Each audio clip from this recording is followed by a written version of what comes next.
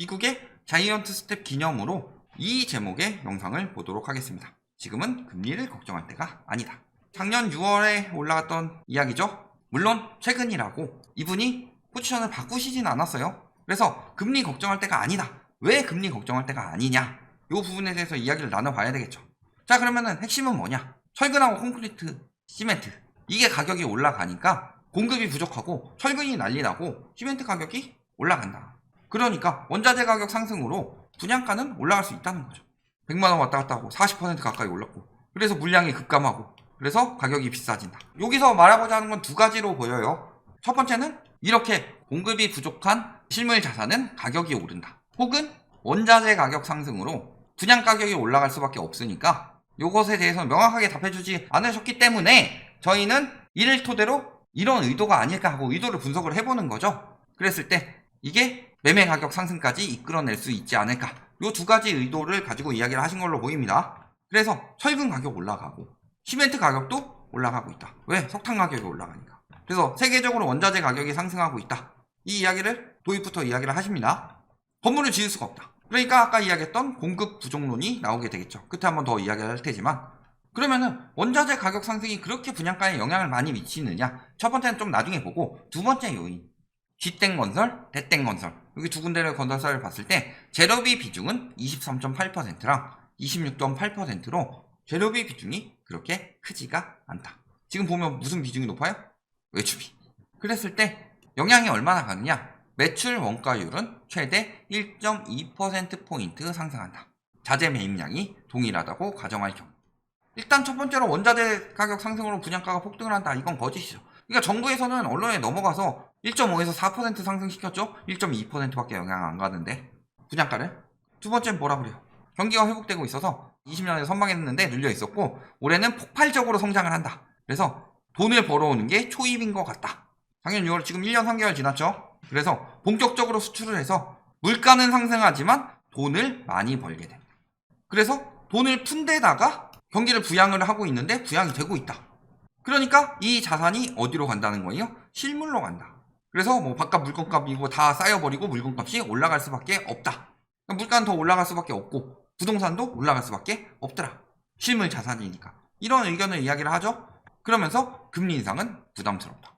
왜냐하면 우리나라는 지금 코로나에서 완전히 벗어났다고 할 수 없기 때문에 금리 올리면 전방위적으로 우리나라 경제에 타격을 주는 건데 이걸 하는 게 맞을까?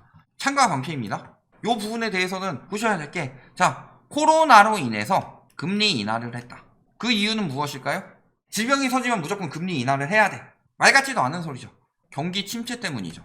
그러니까 경기 침체가 해소가 되면 당연히 다시 금리 인상이 가능한 거죠. 근데 아까 뭐라 그랬어요? 경기 침체가 해소가 되면 금리 인하를 멈춰도 되는 거고, 거기서 돈을 많이 벌고 부양이 되고 있어요. 그러니까 경기 부양이에요. 그러면요, 코로나가 문제가 된 건 경기 침체이기 때문에 경기 부양이 됐을 때는 금리 인상이 가능해지는 건데, 금리 인상이 가능해진다고 금리를 올려야 되는 건 아니지만 물가가 상승하고 있죠. 그러니까 여기에 금리 인상 가능인데 물가 상승으로 인해서 금리 인상 필요가 돼버렸죠. 그러면 가능한데 필요하니까 금리 인상이 돼야 되는 거고, 코로나가 안 끝났으니까 금리 인상을 할 수는 없다. 요거는요, 경제를 하시는 유튜버라면 저런 식으로 표현을 하면은 굉장히 잘못되지 않았을까. 코로나로 인해서 금리를 낮춘 이유는요, 코로나가 터졌기 때문이 아니라 경기가 침체됐기 때문이에요. 시기는 지났지만 최근에 좀 이슈가 된 질병이 그거밖에 없으니까. 원숭이 두 창에 돈다고 해서 금리 인하하나요? 여기저기 빠르게 퍼지고 있다는데 안 하죠. 왜? 공기 전염이 되는 게 아니고 일상생활 하는데 문제가 없고 이걸로 인해서 경기 침체가 되지 않으니까 전염병이 돌더라도 금리 인하는 안 하는 거죠. 경기가 부양되고 있는데 금리 인상은 힘들다 라고 말하는 거는 굉장히 모순된 말이다. 돈이 너무 많이 풀리면 비싸져 버리니까 금리를 올려야 되는데 부담스럽다. 그런데 임금을 더 많이 올려줘라. 지금 1년 3개월 지난 결과론적으로 이야기하자면 저희한테도 늘 결과론적으로 이야기를 했잖아요. 근데 저희가 이야기했던 그대로 일어나고 있죠. 다만 코로나라는 변수가 있었을 뿐이고, 코로나 변수에서도 거품 위에 쌓는 거품이기 때문에 굉장히 위험하다. 요건 굉장히 빨리 침체될 수밖에 없고 그 전에 쌓인 거품도 빠진다. 그런데 거품 위에 쌓은 거품 거의 이제 굉장히 빠르게 빠지고 있죠. 그대로 일어나고 있는데도 항상 결과론적으로 그래서 올랐잖아요. 이딴 식으로 댓글을 달았는데 저희도 똑같이 결과론적으로 이야기를 해봅시다. 임금을 더 많이 올려줘라. 임금 억제를 통해서 물가를 잡는다고 했죠. 그 다음에 금리를 올리려니까 부담스럽다고 하는데 1년 3개월 만에 금리 얼마나 올렸죠 지금?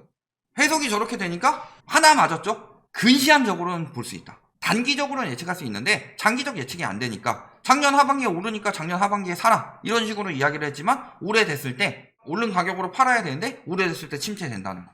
이 부분이 빗나가게 되는 거죠.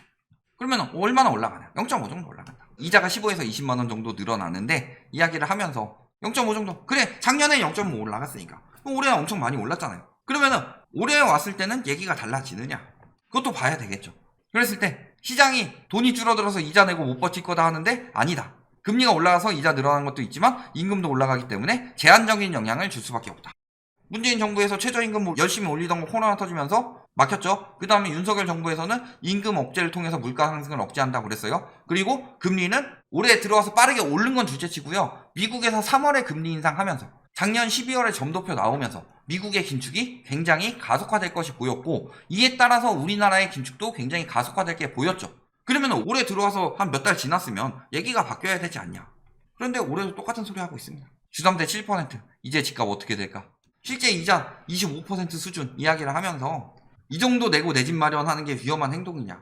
실제 이자라고 그랬어요. 원금 빼고 실제 이자 25% 정도 내고 내 집 마련하는 건 괜찮다. 아직도 이런 주장을 하고 있어요. 굉장하신 분이죠.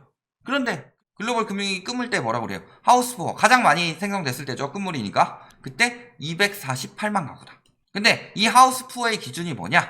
소득 대비 원리금 상환 비율인 DSR이 20% 이상인 하우스푸어 체감 가구가 248만 가구다. 즉 DSR이 20%가 넘어가면 하우스푸어다. 보시면요. 원금 이자 이렇게 나간다고 하지만요. 일단 원금이 굉장히 많이 들죠. 그런데 요것만 가지고 25% 정도는 충분히 감당 가능하다. 그럼 적어도 이게 한 10% 되겠죠. 35에서 40% 정도 되는 건데 10에서 15% 정도 될 텐데 그럼 DSR 풀로 채워도 부담되지 않는다고 이야기를 하시나요? 그리고 저 25%도 맞는 말이냐? 최악의 경우 이거 저희 기사 굉장히 많이 이야기를 했던 건데 주담대 보유하고 있는 차주의 경우 총부채 원리금 상환 비율이 47.6%다. 이게 언제 기준이냐? 2021년 기준. 그래서 미보유 차주의 2배 가까이 높다. 그러면요 지금 하우스푸어 중에서 하우스푸어들이 잔뜩 있는데 현금 부자가 내 돈 주고 내 돈 내산해가지고 한 거는 둘째치고요. 돈 빌린 사람들은 다 적급으로 빌렸다. 나는 한 20%밖에 안 빌렸는데 그럼 누군가 한 7, 80% 빌렸다는 거예요. 그리고 이 중에 13.8%는 빚을 갚느라 소비를 줄이는 지경에 이를 것이다. 그런데요 2021년 기준 2번 올라서 0.5%포인트 올랐으니까 1%죠. 기준금리가. 지금 얼마예요? 지금 2.5. 그러면요 1%포인트 올리면 58% 올라가는데 1.5%포인트 올랐으니까 60% 넘어갈 수도 있다는 거죠. 그런데도 25%밖에 안 되고 아직도 그 소리를 하고 계신다. 4월이면은 우리나라가 1.5 정도 됐죠. 영상 올라갈 때가 안 올라갔다고 하더라도 1.25, 1.5라면 이미 더 빨리 올라가고 있는 것들도 보였고 그러면 이미 이자 부담 그 이상 나가고 있다는 소리인데 저 정도는 충분히 가능하다. 이런 이야기를 하고 계신다. 대단하신 분이다. 그러면서 고연봉자들이 유입이 될 것이다. IT 쪽의 연봉이 지금 막 1억 넘어가고 있다. 작년에 그런 기사들 엄청 많이 떴었죠. 젊은 회사들의 고액 연봉자들이 20, 30대니까 대부분이 무주택자의 가능성이 높고 그러면 사내 자 이제 요즘 결혼 이야기 많이 하시는 게 여기까지 됐나봐요. 결혼을 해야지 집을 살 여력이 생기니까 지금 결혼을 많이 이야기를 하시는 것 같은데 연봉이 1억 5천에서 2억을 찍는다. 어떤 선택을 할 것이냐? 어디로 가요? 안 사겠다는 사람도 일부 있겠지만 집을 살려고 할 가능성이 굉장히 높다. 근데 어디에 살아야 돼요? 환교, 광교, 수지, 서울 안 되면. 그래서 강동구, 동장구, 성동구 이런 강남권 인근에 집을 사면서 집값이 올라갈 것이다. 이런 식으로 예측이 되셨죠? 그러면은 무주택자들이 정말 유입이 됐느냐? 그러면 거래량이 늘어나야 되겠죠. 왜냐면은 코로나 이전 장까지는 투기 수요가 많았다고 하더라도 코로나 이후는 다 실수요다라고 언론에서 엄청 때렸고 그런 식으로 이야기 많이 나왔으니까 여기다가 이제 대출 규제 풀어주고 있죠. 조금씩 풀어주면서 1주택 가지고 있는 고액 연봉자들이 또 갈아타기도 갈 것이다. 시장에 들어오면서. 그러니까 무주택자들, 1주택자들 들어오면서 임금도 올라가고 경기가 살아나니까 부동산 시장 쭉쭉 올라갈 것이다. 인 것처럼 이야기를 했지만요. 거래량이 어떻게 됐냐. 자, 6월에 영상 올렸어요. 7월에 한 달 반짝했죠. LTV 풀고 DSR이 적용이 되니까 뭐가 가능해져요? 고액 연봉자인데 LTV에 걸려서 집을 못 샀던 사람들이 조금은 들어왔다. 그런데 그 이후 꾸준히 하락하고 있죠. 물론 8월에 금리 인상 플러스로 대출 총량 규제가 들어갔어요. 그럼 대출 총량 규제 때문에 거래가 안 됐다라고 말하기에는 예측하신 대로 0.5%포인트 올랐죠? 그러면 올해는 왜 이 모양이냐? 1월에는 거래량 잘 됐어야 되는 거 아니에요? DSR 2단계가 들어가도 대출 총량 규제는 풀렸으니까. 경기도라고 다를 소냐? 결국엔 뭐예요? 금리 계속 올라가는데 윤석열 대통령 당선 기대감으로 올라갔다가 막상 취임하고 나서 마찬가지고 경기도도 시장에 유입이 안 됐어요. 그럼 올해 들어서는 안 되는구나 이야기를 했어야 되는데 그 이야기도 아니죠. 결국은 이야기하는 건 뭐예요? 공급이 대규모로 돼야 된다. 이거는 딱 저분만 말씀드린 게 아니라 상승론자들의 논리가 저렇다. 공급만 가지고 이야기를 하려고 한다. 그런데요, 우리나라가 수요가요, 비정상적 수요가 많죠. 외국 같은 경우에는요, 대부분의 임대사업을 회사에서 합니다. 근데 우리나라는 대부분의 임대사업을 누가 하죠? 다주택자들이 하죠. 그러면은 다주택자들이 가수요로 변동이 있다. 실수요만 가지고 봤을 때 실수요가 이 정도인데 공급이 부족하다 그렇게 예측이 되는 게 아니라 우리나라는 실수요 거래의 절반 정도는 다주택 수요들이 차지를 하고 있다. 그러니까 지난 15년간 공급된 아파트의 절반 이상을 다주택자들이 가져갈 수 있었던 거다. 그렇다면요, 금리가 올라가게 되면요, 실수요보다 더 빠르게 반응하는 것이 투기 수요들이다. 왜냐면 전세 가격에 영향이 가죠. 그리고 또 한 가지는 뭐예요? 황금성이 떨어지죠. 그러니까 먼저 반응해서 가수요들은 지금 싹 빠졌어요. 그러니까 거래량이 저 모양 저 꼴이 난 거고, 그러니까 막상 실수요만 남으니까 어떻게 돼요? 공급 부족이 아니라 공급 과잉이었다는 게 드러나고 있죠. 그런데 왜 공급만 이야기를 할까요? 수요 공급의 논리인데 얘기하기가 쉬우니까. 공급은요, 이미 몇 년 전부터 발표가 나 있죠. 입주가 올해 2022년에 입주될 아파트들은요, 보통 2019년, 2018년이면 대부분 다 집계가 되어 있다.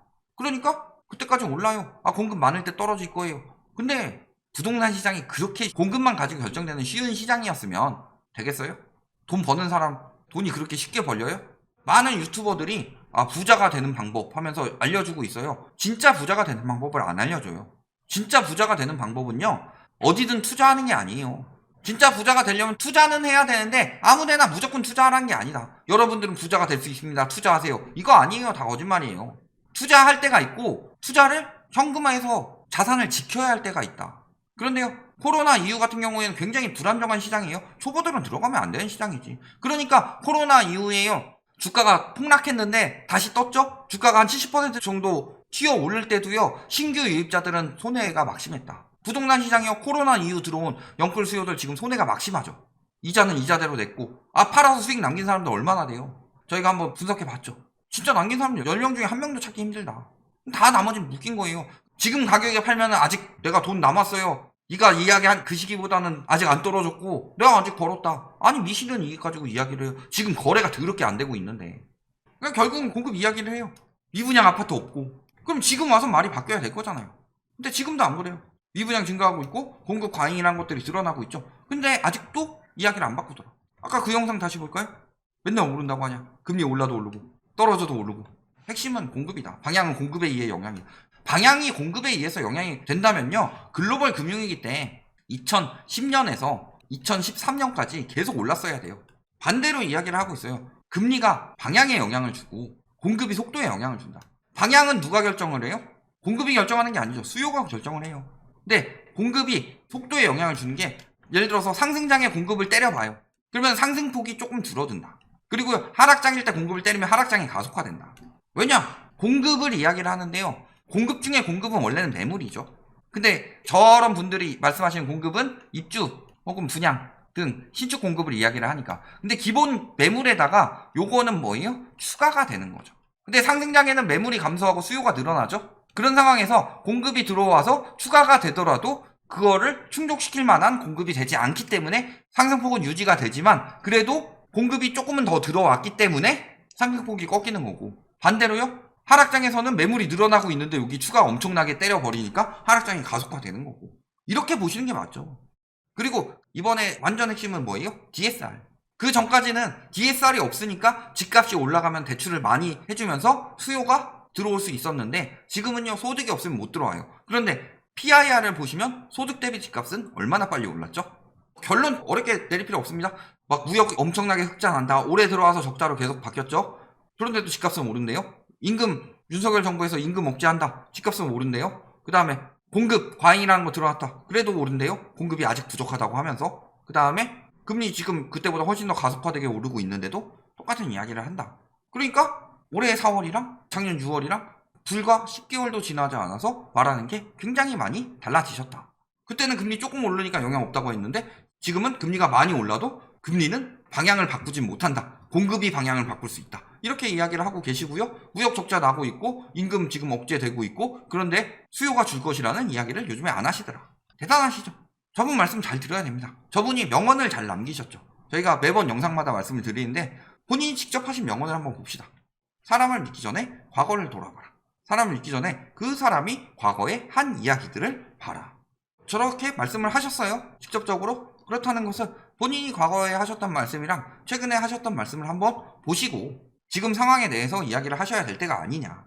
공급 부족은 프레임일 뿐이었다는 게 드러나는 게 공급이 많았던 시기에 오히려 집값이 올랐다. 2000년대부터 보시면요. 2000년대 초반에 누가 대통령이었죠? 김대중 대통령이었죠. 그 다음에 중반에 누가 대통령이었죠? 노무현 대통령이었죠. 그때 공급 많았어요. 입주 아파트 보시면 나와요. 그 다음에 이명박 대통령, 박근혜 대통령 때 공급이 많이 줄었음에도 불구하고 집값은 떨어졌죠. 그리고 문재인 대통령 때 공급이 늘었는데 집값이 올랐다. 요거 보시면은 사람을 믿기 전에 과거를 돌아보라. 과거 통계를 보시면 답이 나온다. 그리고 당시에는 금리가 그렇게 올랐어도 가계부채가 버틸 수 있는 상황이었다면 지금은요 DSR까지 적용됐고 가계부채는 그때 2배 이상 불어났다. 그런데 대출금리는요 그때보다 더 가속화돼서 오르고 있다. 그럼에도 불구하고 수요가 아직도 충분할 것이라고 생각을 하시느냐. 그렇게 생각하시면 지금 금리 걱정하지 마시고 집을 사세요. 다만 저희는 지금 사라고 부추긴 거 아니에요. 그 손해는 본인이 직접 감당하셔야 한다. 저렇게 무조건 올라간다. 금리가 올라가도 올라가고 떨어져도 올라가고 공급이 적으면 무조건 올라간다. 수요 공급의 논리인데 거래량을 보면 수요가 줄어들었는데 수요를 고려하지 않은 이야기이다. 믿으시려면 끝까지 믿으십시오. 그리고 같이 침몰하시면 됩니다. 여기까지 말씀드리겠습니다.